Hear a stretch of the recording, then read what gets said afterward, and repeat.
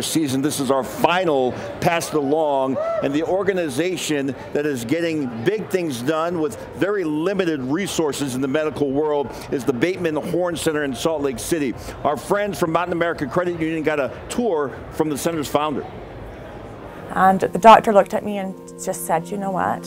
You're just lazy." Hardly lazy, Marianne Heath was a busy high school student taking dance, 5 honors classes, and always moving until that one day after school. And I fell asleep.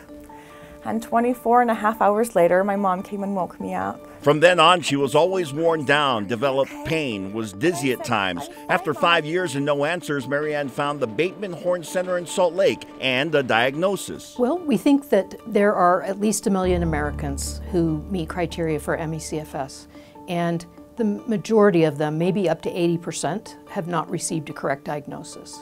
Dr. Lucinda Bateman is one of the leading authorities on myalgic encephalomyelitis, chronic fatigue syndrome, and fibromyalgia, or ME/CFS and FM. The center she founded is leading the way in treatment and research of the illness.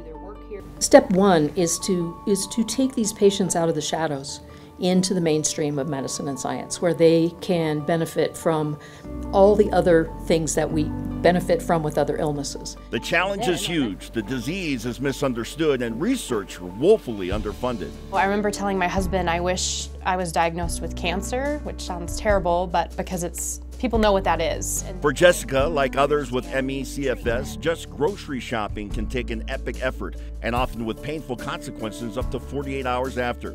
She says the Bateman Horne Center was a game changer. And my health is stable. I still have bad days where I have to lay in bed and I don't feel well, but I feel those are less than they used to be, and I have more knowledge of how to handle those days. The center can only handle a small fraction of those who want treatment, so Dr. Bateman has created a lecture series for patients she can't get to. The center trains new clinicians and veteran doctors everywhere and collaborates with federal health organizations. So you really are coming in every single direction, which is awesome. We're everywhere. Solve it, right? Yeah. Get this thing solved. Yep, the more people we get involved, the faster we'll get this thing solved. And up next is where you go. Earlier tonight, Mountain America Credit Union passed along a $5,000 check to the Bateman Horne Center to help it continue with the challenging work of treating and researching ME/CFS. You see Steve Starks alongside there, along with, of course, Craig Bolerjack, and doing some great work. And one of those things where it's so hard to diagnose and just difficult to get help when you don't know what you're dealing with. Yeah, and it's great awareness for, something that I had never heard of.